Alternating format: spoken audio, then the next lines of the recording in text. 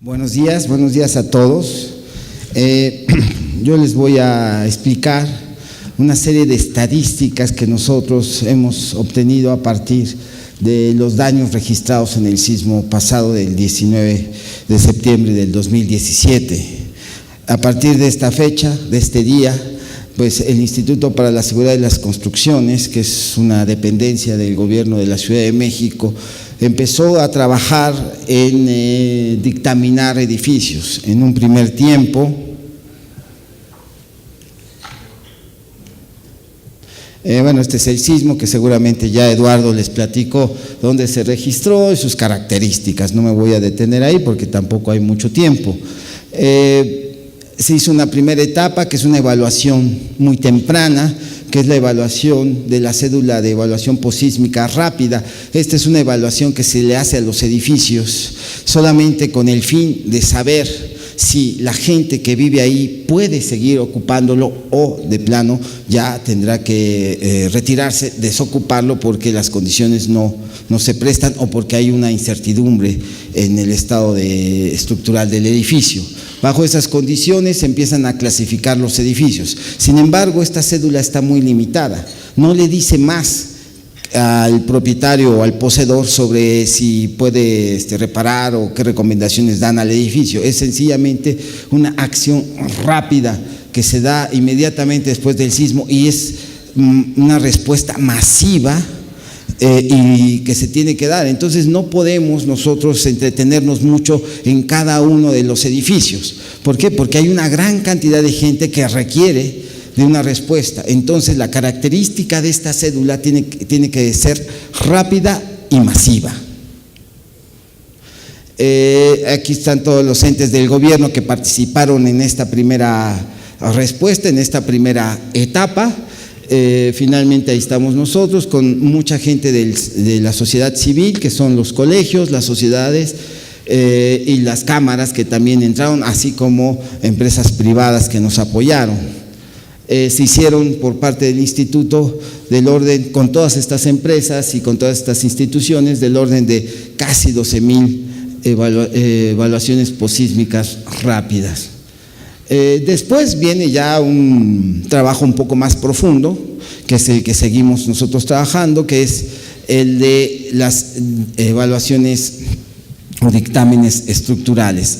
En estos dictámenes, desde luego, pues tienen varias partes, entre ellas la primera etapa, que es el sustento legal de por qué se tiene que dar este dictamen estructural de conformidad con el reglamento de construcciones. Esto también tiene que dar una respuesta también rápida y masiva, y aquí sí se define con toda precisión el tipo de recomendaciones que se le tienen que dar a la gente, qué es lo que tiene que hacer la gente con su edificio según el grado de daño que el edificio tenga. Bueno, aquí vemos el sustento legal, desde luego se pone la ubicación, después la descripción de la estructura. Esto es importantísimo porque no solamente son los daños los que rigen la clasificación de qué tanto riesgo tiene este edificio, sino también su estructuración. Hay estructuraciones que no son idóneas para esta zona sísmica o este tipo de terreno lacustre. Entonces, eso se tiene que analizar en conjunto con los daños que tenga el inmueble. Entonces, son daños y estructuración los que nos van a definir lo que tenemos que hacer posteriormente en el edificio. Aquí vienen las conclusiones, las recomendaciones y según la clasificación en la cual se encuentra el edificio, que pudiera ser en alto riesgo de colapso, en alto riesgo, en riesgo medio o en riesgo bajo, vienen una serie de recomendaciones. En alto riesgo de colapso es un edificio que se encuentra en unas condiciones tales que están poniendo en peligro su entorno, a los edificios vecinos, a los peatones, a los automovilistas, y es un edificio que tendrá que analizar si se puede rehabilitar o de plano demoler. El alto riesgo es un edificio que sí se puede rehabilitar, que no hay ningún problema con eso, pero quizás el costo de la rehabilitación es lo que ya no es conveniente. El riesgo medio es un daño que se da en elementos secundarios, no son elementos principales del edificio, como pueden ser columnas, sino se dan daños en muros de carga, en muros divisorios o muros diafragma, como nosotros le llamamos. Y riesgo medio o riesgo bajo es cuando se da el daño en elementos secundarios, pero aparte este daño no es muy profundo. Entonces esta es la clasificación que utilizamos a grandes rasgos, ¿no? Posteriormente ya se hace una serie de a partir de esto me voy a brincar un poco esto de los estudios de investigación que nosotros estamos pretendiendo realizar, y también me voy a brincar un poco lo del reglamento. Más bien me voy a los resultados de todos estos dictámenes que se hicieron, bueno, llevamos cerca de 1,239 dictámenes en total. Entre ellos son de riesgo alto de colapso, o sea, edificios que se tienen que demoler, quizás muy probablemente solamente se salvarían si estos edificios son clasificados o catalogados por el INBA o el INA, y son del orden de 225 edificios que a juicio del instituto tendrán que ser demolidos tarde que temprano, de los cuales llevamos ya 70 edificios más o menos demolidos. Entonces todavía hay mucha tarea por hacer con respecto a la demolición de edificios. Después vienen los edificios en alto riesgo, que tenemos cuantificados del orden de 423 edificios. Estos edificios tendrán que ser rehabilitados forzosamente. De igual forma los de riesgo medio, que son 425, y riesgo bajo, que son reparaciones menores, ¿no? En total tenemos un universo de 1,239 edificios que sufrieron algún tipo de daño, ¿no? Después aquí viene la ubicación de los de alto riesgo de colapso. Podemos ver claramente que se encuentran en zona 3 y invadiendo algunos la zona 2, la zona de transición, la zona de lacustres, donde se encuentran claramente la mayoría de todos estos edificios. Aquí vemos algunas características de lo que nosotros consideramos alto riesgo de colapso, cuando la columna ya perdió geometría, hay daños en muros, daños severos, fracturas severas en los muros. Aquí otras fotos. Después viene el riesgo alto, también de igual forma se encuentran en la zona 3, zona lacustre, y algunos en la zona 2. También tenemos daños en muros, en daños no tan fuertes en columnas y traves, pero también hay daños en columnas y traves. Aquí se ven las fisuras en traves y columnas. Y después viene riesgo medio, que básicamente los daños son en elementos secundarios, no principales, como son muros de carga, ¿no? Riesgo bajo, pues daños menores a nivel acabado. Y está el análisis de los resultados. Aquí tenemos que lo que ya les platicaba, en la gran mayoría son, en este caso, edificios en riesgo alto. Tenemos el 36%, el 17% en alto riesgo de colapso y el 32% en riesgo medio, del total de lo que nosotros hacemos. La edad de los inmuebles es muy importante, porque de aquí sabemos qué tipo de edificios son los más vulnerables. Esto es un dato que ustedes deben de tener muy en cuenta cuando van a otorgar un seguro para un edificio definitivo, ¿no? Aquellos edificios de los años 60, 70, por ejemplo, los de riesgo alto, nosotros sacamos que los más afectados en riesgo alto fueron los de la década del 66 al 76, y por ahí en riesgo alto de colapso está el del 66 también, 42, y después en riesgo medio 66, 76. A nuestro juicio es la década de los 60 y de los 70, los edificios en donde se construyeron, los que ahorita tienen la mayor vulnerabilidad. La vulnerabilidad se define como la probabilidad que tiene un edificio de ser dañado en un sismo. Entonces, los más vulnerables, a mi juicio, vamos a encontrar que son los de los años 60 y 70. Aquí ustedes se preguntarán por qué, a qué es o quién genera esta vulnerabilidad. Aquí hay dos cosas. Los edificios de los años 50, en su gran mayoría, eran edificios bajos, edificios de un número de niveles pequeño, edificios con muchos muros de carga, de mampostería, que dan una gran rigidez. Ya después, en los años 60, los arquitectos empezaron a ser más audaces, buscando espacios abiertos, eliminando muros, y entonces los edificios empezaron a ser más flexibles.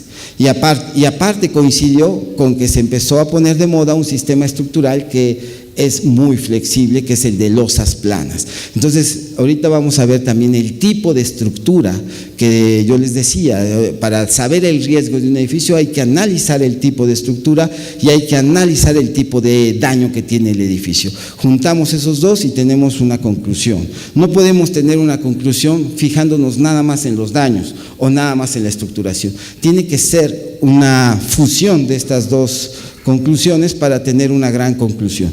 Aquí el siguiente dato es el tipo de riesgo y el número de niveles.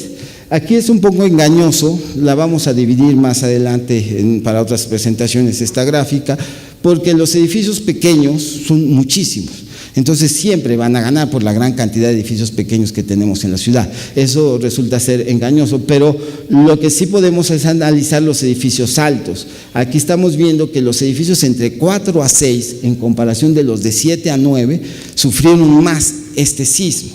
Pero esto no quiere decir que así siempre va a ser en los próximos sismos. Depende de las características del sismo. Ahí empieza a influir también el comportamiento del edificio. Quizás en este sismo fueron los de 4 a 6, pero quizás en otro sismo de otras características que venga de otra zona van a ser los edificios de 7 a 9. Definitivamente los edificios muy altos son los que menos sufren en función de las características de los sismos que tenemos nosotros. Los edificios de 20 pisos y más, bueno, son los que menos sufren. Los que sí sufren son este tipo de edificios, los de 7 a 6 que sufrieron mucho y los de 7 a 9 que sufrieron en el sismo de 85. Entonces, eso es un dato muy importante. Ahora, resulta ser que los edificios pequeños también son muy vulnerables. Ese es el tipo de estructuración. Nosotros definimos el tipo de estructuración que puede ser de muros, un edificio de muros de carga de mampostería, como son las casas habitación, pero también tenemos edificios de muros de carga de mampostería, edificios pequeños de 5 a 6 pisos máximo. O tenemos el segundo tipo de estructuración, que son los edificios el segundo es de muros de carga, el tercero son los edificios de marcos de concreto, traves y columnas, el cuarto son los edificios de una estructuración mixta, que son marcos de concreto abajo para usar estacionamientos y después del primer nivel para arriba son muros de carga. Y el quinto tipo de estructuración es los marcos de concreto con losa plana. Este es el sistema que yo les he venido diciendo que es un sistema no ideal para esta zona sísmica. Y aquí lo podemos ver. Para los edificios altos, más allá de 4 niveles, empiezan el tipo de estructuración de losa plana empieza a regir, empieza a notarse. Para los edificios pequeños, lógicamente, que resultó ser el de los muros de carga, porque casi en su gran mayoría los edificios pequeños son de muros de carga. Pero ya para los edificios de 4 niveles, entonces empieza a regir tanto losa plana como el sistema de traves y columnas. Pero ya para los edificios, no, este no es. Bueno, es que me faltó una diapositiva que no aparece, pero bueno, ya para los edificios muy altos, tenemos que los edificios de losa plana son los que rigen por encima de todos los sistemas estructurales. Entonces, el sistema estructural es un punto muy importante que ustedes también tienen que tener en cuenta para cuando van a dar un seguro. Es decir, este es un edificio de losa plana y aparte abajo tiene muy libre, no hay muros de rigidez, no hay muros ni de carga ni divisorios, que incluso los divisorios podrían ayudar un poco. Está muy libre, es un edificio que tiene estacionamiento en planta baja, es de alta vulnerabilidad. Entonces, estos resultados nos ayudan. Después viene el tipo de riesgo en función del tipo de daño estructural. Entonces, aquí podemos ver que, bueno, era obvio que íbamos a sacar que los daños que iban a regir eran los daños en traves o en muros. ya sea muros divisorios o muros de carga o entraves, que ese es el tipo de daños. Pero muchos edificios, aparte de ese tipo de daños, hay un daño que empezó a regir mucho, llegando incluso al tercer lugar en muchas de estas clasificaciones de riesgo, que es el mantenimiento. Está claro que muchos que aquí en México el dar mantenimiento a nuestras viviendas no necesariamente es una prioridad y se dejan muchos edificios sin mantenimiento, y esto a largo plazo empieza a deteriorar la resistencia de los elementos. Entonces, esta falta de mantenimiento, por ejemplo, en los de riesgo medio es el tercer lugar, en los de riesgo alto también resultó ser el tercer lugar, y en los de riesgo alto de colapso también. Entonces está claro que después de los daños que nos genera el sismo, un daño que tienen la gran mayoría de los edificios es la falta de mantenimiento.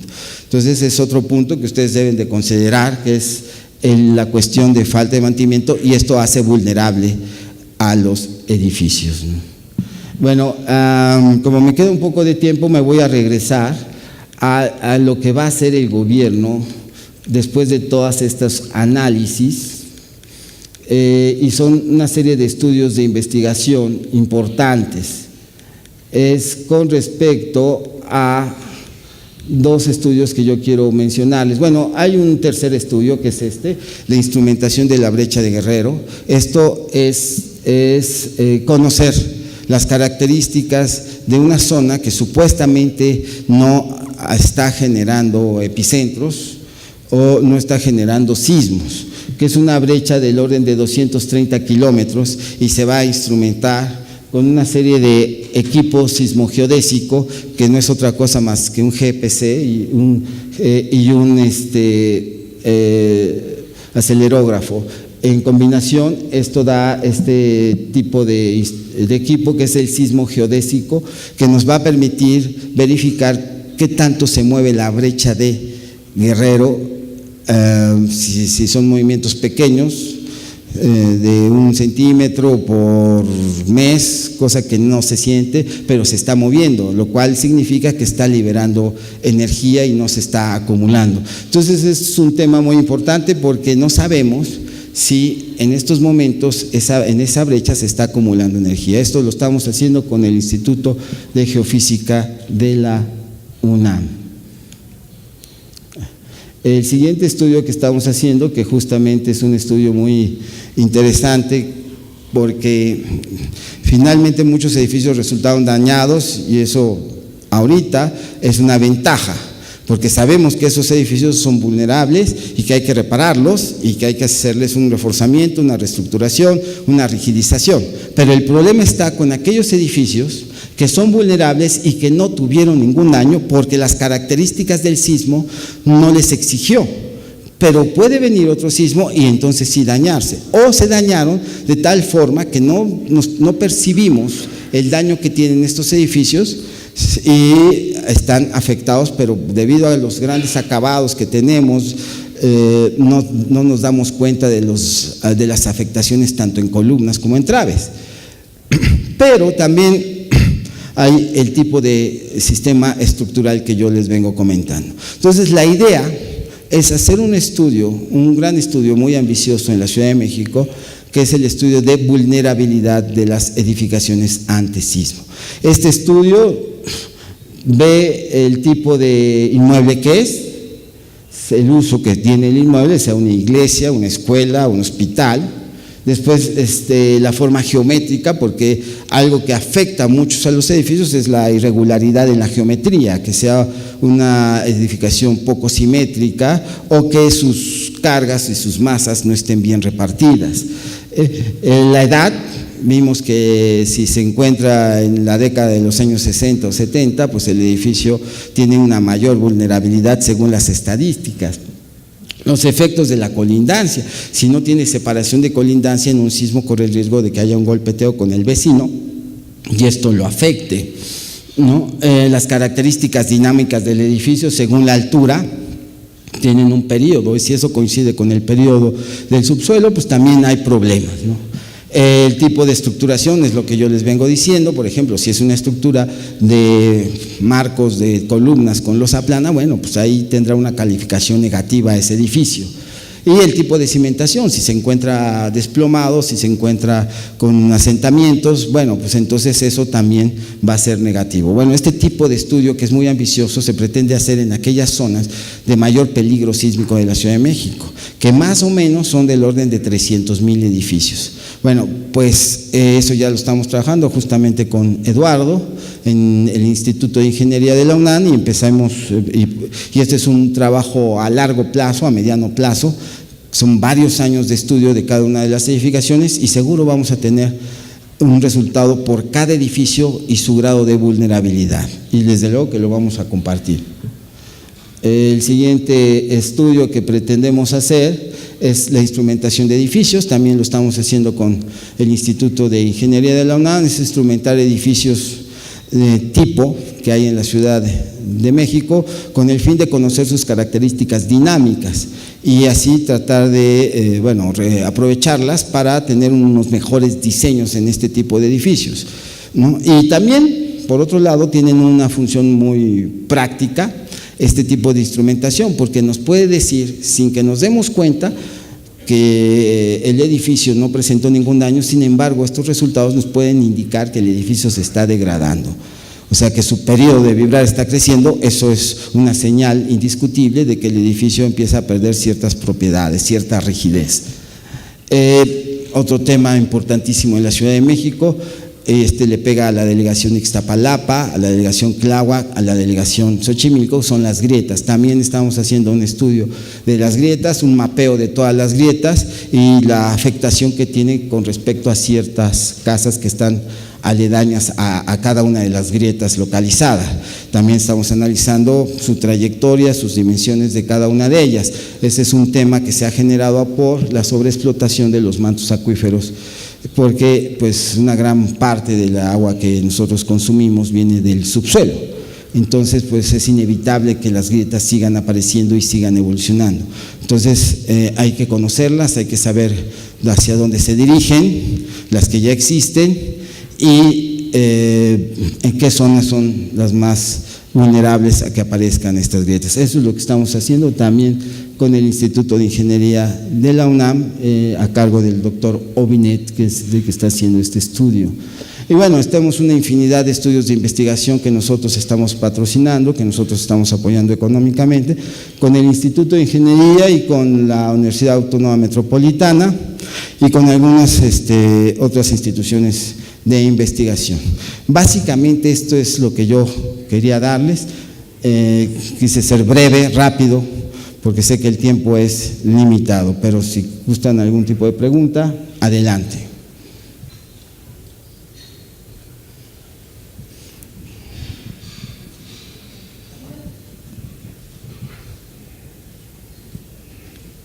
Yo tengo una en lo que llega el micrófono.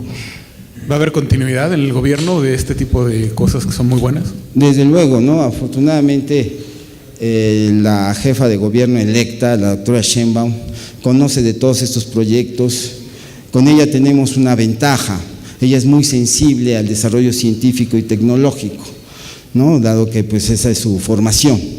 Entonces, todo este tipo de estudios que yo les presenté, ella los conoce, ya hemos hablado con ella de esto y está completamente de acuerdo en seguir todos estos estudios. El estudio de vulnerabilidad, por cierto, le pareció muy interesante y dice que lo va a promover. Aquí el tema es de dónde sacar recursos, porque son muchos años y muchos recursos, y no basta nada más con detectar qué edificios tienen una alta vulnerabilidad, sino cómo sacarlos de esa alta vulnerabilidad. Forzosamente tenemos que trabajarlos, tenemos que reforzarlos, rigidizarlos, de tal forma que no tenga, y eso cuesta mucho. Y entonces el tema que señaló la doctora Sheinbaum, ¿de dónde vamos a sacar dinero para reforzar una cantidad muy grande de edificios? Estamos hablando de 300,000 edificios que se encuentran en la zona de mayor peligro sísmico. Estamos pensando que más o menos del orden de un 5 a un 10% de estos edificios va a salir en alta vulnerabilidad. Y si eso es así, estamos hablando del orden de 15,000 a 30,000 edificios que pueden estar en alta. Y entonces a cada uno de estos edificios hay que reforzarlos. Y eso cuesta mucho y hay que sacar dinero. Entonces este es un proyecto a mediano plazo que va a ser muy costoso, y que se va a tener que obtener dinero de algún lado. Gracias. Mi cuestionamiento es, ¿cómo se obtuvo la base de datos del… Sí, está perdido. ¿Cómo se obtuvo la base de datos de edad de los edificios? ¿Fue caso por caso o tomaron criterios como crecimiento de la ciudad por periodos o ha sido un dato que se ha tomado casa por casa? ¿Cómo ha sido? Bueno, el dato de la edad de los edificios es un poco también de la experiencia que tenemos con el análisis y dictaminación de edificios. Nosotros podemos identificar, viendo el edificio, más o menos su edad, no exacta, pero sí de un periodo, ¿no? Entonces, por un lado está eso, nuestra experiencia, por otro lado está la consulta con los que ahí habitan, por otro lado está la zona donde se ubica, porque sabemos más o menos en qué periodo se desarrolló, por ejemplo, la colonia Narvarte, o la colonia del Valle, o la colonia Roma, o la colonia Condesa, por decirla. Entonces, en función de esos años en donde se desarrolló, y también por el tipo de estructuración, por ejemplo, hay cosas claras, ¿no? Una casa habitación que no tiene castillos en la colonia Condesa, estamos hablando de que esa casa es de los años 30 o de los años 20, pero aparte es de una arquitectura tipo Art Deco, entonces es de los años 30 clavado, ¿sí? Pero si es más colonial, entonces estamos hablando de los años 20. Entonces todo eso ayuda, ¿no? Y también preguntándole a los habitantes. Sí, ¿han tocado base con su propia base de datos predial, licencias de construcción, etcétera? Sí, desde luego, nosotros tenemos afortunadamente poder consultar el catastro y de ahí sacamos mucha información, pero no hay mejor información que el ir a ver el edificio, las fotos que tomamos, el platicar con los que ahí habitan, es muy valiosa. Gracias. Buenos días, Jorge Yáñez de GNP. Son dos preguntas. ¿Qué capacidad de atención y capacidad técnica tiene el gobierno para poder atender un evento? Ahorita habla usted aquí de un número, si ese número llegase a aumentar, ¿cuál es la capacidad que tienen en cuanto a ingenieros, a personas que colaboran con ustedes? Y si en algún momento, es la segunda pregunta, en la ley existirá algo que obligue al usuario del inmueble, si está en un edificio de alto riesgo, a que sea modificado para que pueda cambiar su nivel de riesgo. Muy buenas preguntas las dos. La primera, ¿qué capacidad tiene el gobierno? Es pequeña. O sea, el gobierno, para dar una respuesta conforme a la demanda, necesita forzosamente de la sociedad civil, de los colegios de ingenieros, de arquitectos, de las sociedades de los especialistas, de las cámaras de la industria de la construcción y todo eso. Y sí se tuvo, afortunadamente, en la primera etapa, en la etapa de la respuesta inmediata a la sociedad, con la cédula de inspección posísmica, tuvimos todo ese apoyo. Es por eso que se llegaron a desarrollar en conjunto todo el gobierno, más de 30,000 cédulas de inspección posísmica. ¿Por qué? Porque tuvo el apoyo de la sociedad civil de estos colegios. De no haberlo tenido, no hubiéramos llegado, yo creo que ni a 5,000. Somos muy pocos los que trabajamos en el gobierno que estamos especializados en esta materia, ¿no? En el instituto en el cual yo estoy, estamos pura gente que trabaja con el perfil de estructuristas. Yo en lo personal soy estructurista, me dediqué muchos años al diseño de edificios y ahorita, bueno, estoy trabajando en el gobierno. Pero así 2, 3 de mis colaboradores es gente que tiene mucha experiencia en el diseño de edificios desde el punto de vista estructural, pero nuestra capacidad es pequeña. Ya en la segunda etapa fue distinta, desgraciadamente. Yo hubiera querido que la sociedad civil también nos apoyara en la segunda etapa como nos apoyó en la primera, pero no fue posible. Los especialistas ya no estaban, por 2 motivos, ya no estaban dispuestos a seguir apoyando al gobierno. Primero, porque el gobierno no tenía dinero para pagarles ese apoyo. Eso fue un problema, eso es algo que yo estoy luchando dentro del gobierno, para que en una situación así como la que tuvimos, de contingencia, el dinero se suelte, se abra, se tenga en las dependencias operativas como es el instituto, que tengamos dinero para decirle a los especialistas, sí, está bien, la primera etapa la hiciste de gratis, no vas a estar trabajando de gratis para el gobierno, trabajaste un mes de gratis, hiciste una gran labor social, pero entendemos que ya no vas a seguir de gratis y vas a tener que ganar dinero. Pero el gobierno no teníamos dinero en ese momento para decirle a los especialistas, ¿sabes qué? Síguele, aquí te vamos a pagar ahora todos los dictámenes que hagan. No se tuvo esa apertura del recurso. Ese es un error que el gobierno va a corregir. Espero que lo corrijamos y espero que haya cambios. Tu segunda pregunta, ¿cuál era? La de... La segunda pregunta era si el gobierno detecta un edificio de alto riesgo, ya sea por las características iniciales o por falta de mantenimiento, si va a haber un tema de obligar al usuario a que lo corrija para modificar ese nivel de riesgo. Bueno, aquí es algo muy importante.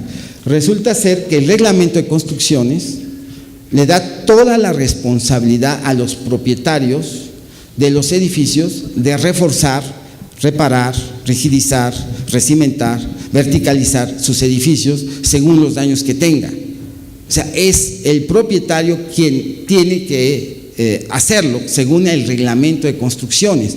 Es su propiedad, es como si tú chocas tu carro, pues tú eres el que lo tienes que reparar. Bueno, si tienes el seguro, pues ya entra el seguro. Pero si no tienes seguro, pues tú estás obligado a repararlo. Eres el propietario. Sin embargo, aquí ya se cambiaron los papeles y es el gobierno el responsable en reparar todos los daños, porque así es la visión de los damnificados. Desgraciadamente, así se movió desde el principio y ahorita ya no podemos corregir. Pero el reglamento de construcciones es muy claro, las responsabilidades de los propietarios.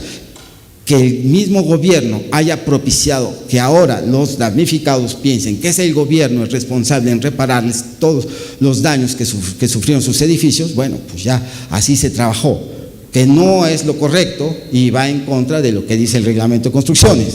Y lo lógico es que sean los, pero desde luego eso no sería una medida muy popular, el decir que ustedes son los responsables. Una pregunta. Disculpe. ¿No han revisado el caso de la ciudad de Los Ángeles, donde existía básicamente el mismo escenario, dueños con edificios vulnerables, planta baja débil, mampostería sin rebosar? Después de muchos años, con actos de Congreso, consiguieron crear impuestos, crear fondos, y ahorita es obligatorio un dueño tiene apoyo económico y está obligado a reestructurar un edificio si tiene estas características. ¿Se han asomado a ver ese caso para ver? Sí, desde luego, esa es la idea. Hemos tomado ejemplo de la ciudad de Los Ángeles. Bueno, es más bien todo el estado de California, ¿no? Sí, de todo el estado de California.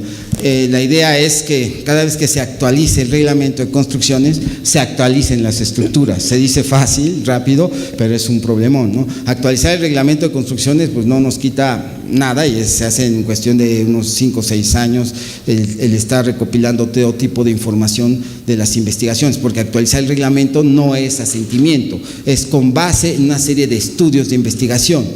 Y así se actualizan los reglamentos. Tenemos resultados de los estudios de investigación, vamos transformando el reglamento de construcciones. Sin embargo, transformar las viviendas que se actualicen al nuevo reglamento de construcciones implica mucho recurso que tenemos que gastar. Y eso estaría en función de lo que tengan los dueños, porque son ellos los responsables, como lo acabo de mencionar. Pero desgraciadamente las condiciones son muy difíciles para que esto se dé. Ahorita lo estamos viviendo.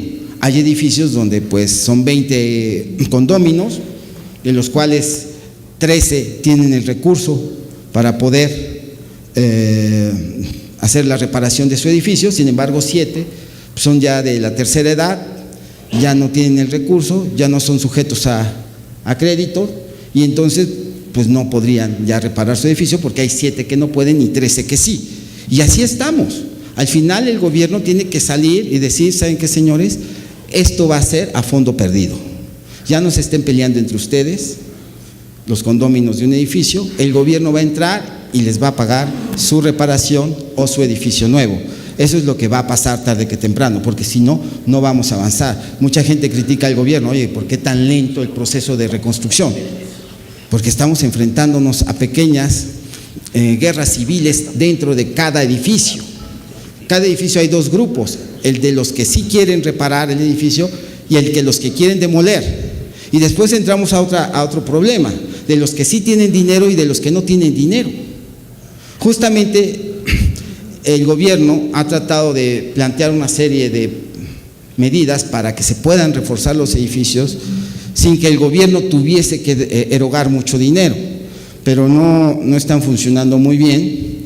La gente no quiere tener ningún tipo de crédito con los bancos, están en contra de eso, que los damnificados se conviertan en gente que tenga deuda con los bancos. El gobierno que viene es una de sus eslogan, no vamos a convertir a los damnificados en deudores de la banca. Entonces, pues la gente ahorita ya lo que espera es que todo sea gratis, y así va a ser tarde que temprano, no le veo otra salida, ¿no? Y si eso que tú propones que se da en Los Ángeles no es gratis, no veo cómo se pueda funcionar. Entonces, por eso se está pensando en que todos esos edificios que salgan en alta vulnerabilidad, después del estudio que haga Eduardo Reynoso, pues tendremos que pensar cómo el gobierno puede pagar cada uno de esos, porque si no lo hacemos, va a venir otro sismo y va a volver a pasar lo mismo.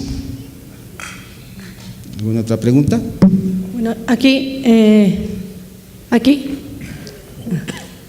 Bueno, el día de hoy existe un seguro obligatorio para todos los edificios que están bajo régimen de condóminos. Entonces, mi pregunta es, una, ¿qué tanto se vigila eso? Y dos, si se cumple con las características de lo que debe cubrir ese seguro adecuadamente, o si el gobierno también está impulsando el volver a revisar, una, que se cumpla con tener ese seguro y vigente, y que el alcance de la cobertura sea conforme a la necesidad del inmueble. Muy bien. Mire, para empezar, si hay alguna obligatoriedad con respecto al seguro, no está dentro del reglamento de construcciones que yo conozco bien. No sé en qué otro reglamento o ley o lineamiento está establecido lo de la obligatoriedad del seguro, cosa que sería muy buena. Yo por lo pronto le puedo asegurar que dentro del reglamento de construcciones no está esa obligatoriedad. Pero si estuviese, vamos a partir del caso de que sea obligatorio el seguro, tampoco es tan fácil implementarlo, ¿no? Porque resulta ser que hay zonas muy marginadas, ¿no? Y hay gente que pues no tiene para pagar ese seguro. Entonces el gobierno, yo estuve en algunas reuniones donde después del sismo se pensó que todos los edificios de la Ciudad de México, prácticamente todos, tuvieran un seguro contra daños, en este caso de un siniestro como es el sismo, que eso sería como que la cosa ideal. Esto no se ha podido implementar en los automóviles, yo creo que va a ser muy difícil implementarlo en los edificios. Entonces, la realidad es que no creo que se dé, y si se da, implementarlo no va a ser fácil como gobierno.